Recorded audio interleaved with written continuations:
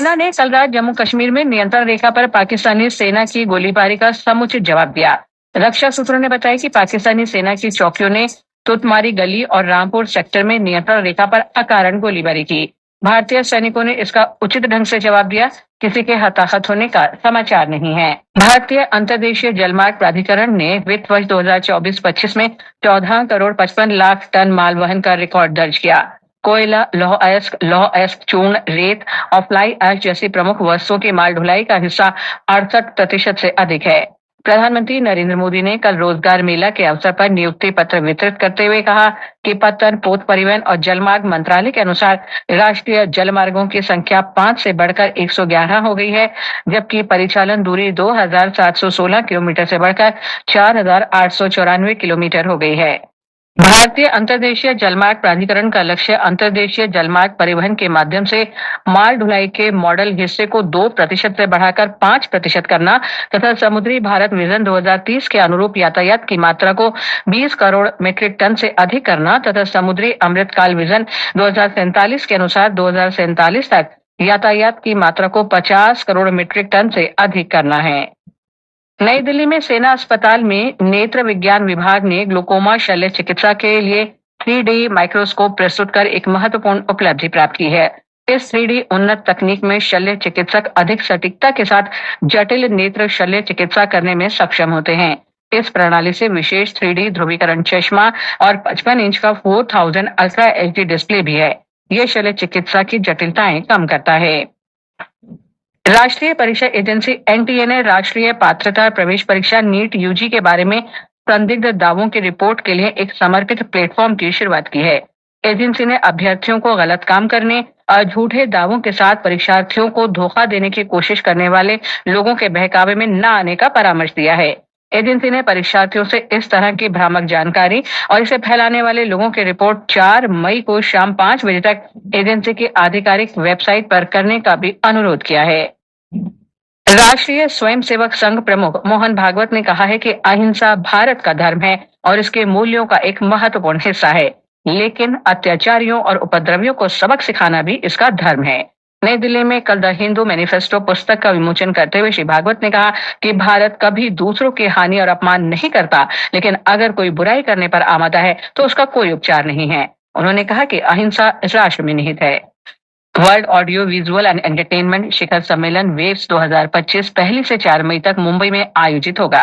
शिखर सम्मेलन में भारत मंडप में देश की विरासत और वैश्विक मीडिया तथा मनोरंजन परिदृश्य के बढ़ते प्रभाव का प्रदर्शन होगा। कला से कोड विषय पर आधारित इस मंडप में भारत की वसुधैव कुटुंबकम यानी विश्व एक परिवार है की भावना प्रदर्शित होगी। इसमें यह दिखाया जाएगा कि कैसे देश की कलात्मक परंपराएं लंबे समय से रचनात्मकता, सद्भाव और सांस्कृतिक कूटनीति का प्रतीक रही हैं। भारत मंडप के केंद्र में 4 ऐसे क्षेत्र हैं जो आगंतुकों को भारतीय कहानी सुनाने की परंपराओं से अवगत कराएंगे। इनमें श्रुति, वैदिक मंत्रों और लोकगीत, शास्त्रीय संगीत, रेडियो और बोले गए शब्दों तक मौखिक परंपराओं पर प्रकाश डालती है। कृति लिखित विरासतों पर प्रकाश डालती है। गुफाओं में की गई चित्रकला और ताड़पत्र, पांडुलिपियों, प्रिंट मीडिया, साहित्य और आधुनिक प्रकाशन के विकास तक की यात्रा की जानकारी देती है। वहीं दृष्टि प्राचीन नृत्य शैलियों, कठपुतली और लोक रंगमंच, भारत के फलते फूलते सिनेमा, टेलीविजन, डिजिटल और कहानी को सरलता पूर्वक अभिव्यक्ति की खोज, क्रिएटर लीप, अत्याधुनिक तकनीक के साथ कहानी कहने का भविष्य प्रदर्शित करना है। भारत मंडप मीडिया और मनोरंजन क्षेत्र के रचनाकारों, सहयोगियों और परिवर्तन करने वालों के लिए एक गतिशील मंच है। मौसम विभाग ने दिल्ली, हरियाणा, पंजाब, राजस्थान, उत्तर प्रदेश और पश्चिमी मध्य प्रदेश में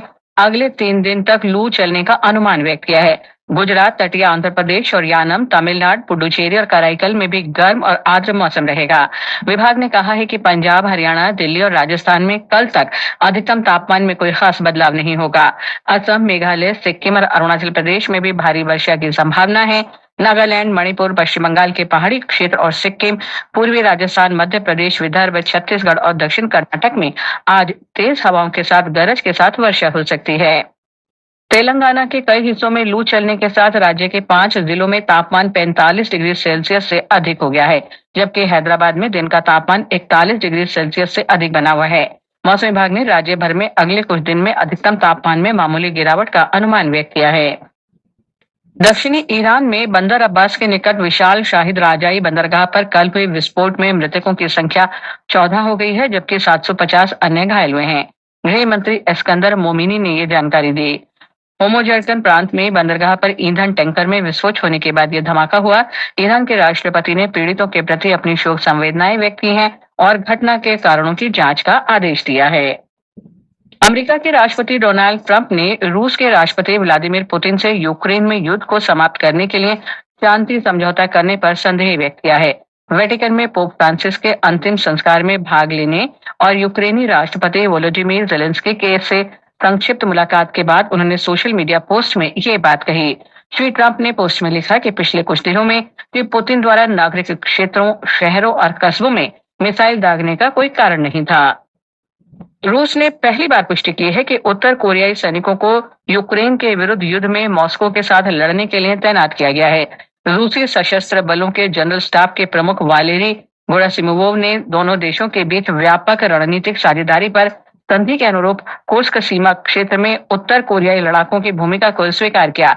हालांकि उत्तर कोरिया ने अपनी सेना भेजने की पुष्टि नहीं की है। और अब खेल जगत की खबरों के साथ हैं मुकेश कुमार।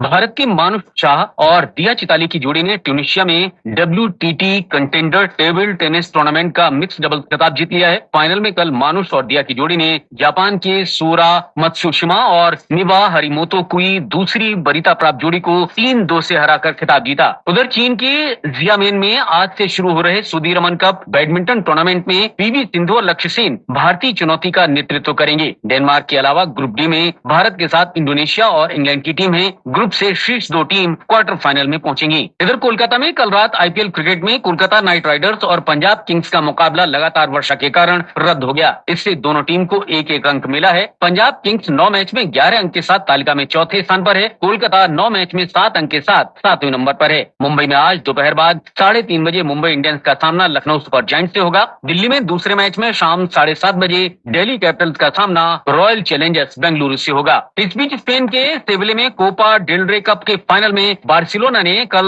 रियल मैड्रिड को 3-2 से हराकर खिताब जीत लिया। ये बार्सिलोना का रिकॉर्ड 32वां स्पेनिश खिताब है। जूल्स कुंडे के अतिरिक्त समय में किए गए अंतिम गोल ने बार्सिलोना को इस सीजन की दूसरी ट्रॉफी दिलाई। इससे पहले रियल मैड्रिड को ही हराकर बार्सिलोना ने स्पेनिश सुपर कप जीता था। पहलगाम आतंकी हमले के बाद सरकार द्वारा उठाए जा रहे विभिन्न उपायों से संबंधित खबरें आज भी अखबारों की सुर्खियां हैं। हिंदुस्तान की पहली खबर है, कश्मीर के अनंतनाग से 175 लोगों को हिरासत में लिया गया। पत्र ने इसे शीर्षक से दिया है, ऑपरेशन क्लीन से आतंक पर करारी चोट। दैनिक भास्कर के अनुसार 3.5 दशक बाद खड़ा हो रहा था कश्मीर। 5 साल में विकास की रफ्तार में तेजी हुई थी। निवेश प्रस्तावों और पर्यटन के क्षेत्र में भी वृद्धि हो रही थी। अखबारों ने माना है कि आतंकी इसी से बेचैन थे।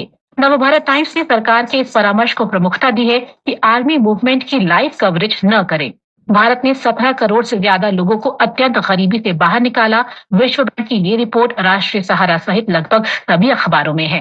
प्रधानमंत्री नरेंद्र मोदी द्वारा कल 51,000 युवाओं को नियुक्ति पत्र सौंपने की खबर को भी सभी अखबारों ने प्रमुखता से दिया है। पंजाब केसरी ने बताया है कि रोजगार मेला शुरू होने के बाद अब तक 10 लाख युवाओं को रोजगार प्रदान किया गया है। लोक सत्य ने उनके इस बयान को प्रमुखता दी है कि सरकार सुनिश्चित कर रही है कि भारत के युवाओं को ग्लोबल स्टैंडर्ड वाले प्रोडक्ट बनाने का मौका देना है।